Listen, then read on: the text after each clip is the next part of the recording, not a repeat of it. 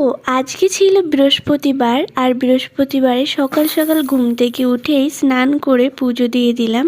আর বৃহস্পতিবার আমি শাড়ি পরেই পুজো দিই।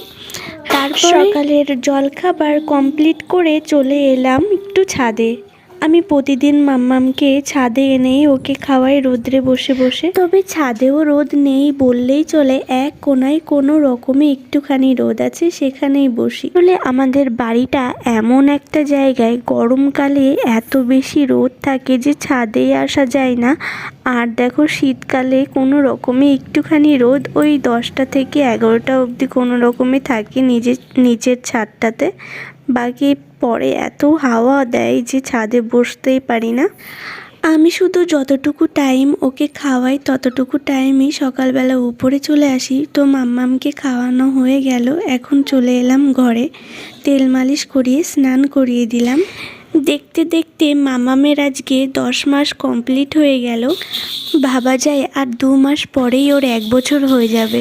এইদিকে মাম্মামকে ঘুম পাড়িয়ে আমি চলে এলাম দুপুরে রান্না বান্না করতে। আজকে একটু মেঘলা আকাশ, এই জন্য একটু ঠান্ডা আছে।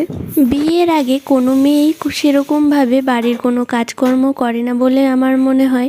তো আমিও একরকমভাবে সেরকমই। আমি এই বাড়িতে আসার পরে ছুরি দিয়ে সবজি কাটতে কাটতে এখন ছুরিতেই অভ্যস্ত হয়ে গেছি। বটি দিয়ে আমার অনেক দেরি লাগে। আমার বাড়িতে বটি ছিলও না, কিছুদিন আগেই আমার বাবা একটা বানিয়ে দিয়েছে। কেননা বড় বড় মাছ আনে আমার শ্বশুর মশাই, সেগুলো ছুরি দিয়ে কাটা সম্ভব না। বিয়ে বাড়ির এত মশলার খাবার দাবার খেয়ে একদমই ভালো লাগছিল না। আজকে নিরামিষ হবে, সেই জন্য সবাই একটু খুশি। এই নিয়ে প্রায় 9টা বিয়ে বাড়ি হয়ে গেল, এখনও থামার নাম নেই। ঘর পুরো অগোছালো, আলমারি তো খোলাই যাচ্ছে না। আলমারি খুললে সব জামা কাপড় নিজের উপর পড়ে যাচ্ছে। এই গোছাবো গোছাবো করে আর গোছানোই হচ্ছে না। তাই ভাবলাম আজকে একটু গোছাবো, কিন্তু তারও উপায় নেই। মাম্মাম যা উৎপাত শুরু করেছে, আজকেও হবে না বা মনে হচ্ছে।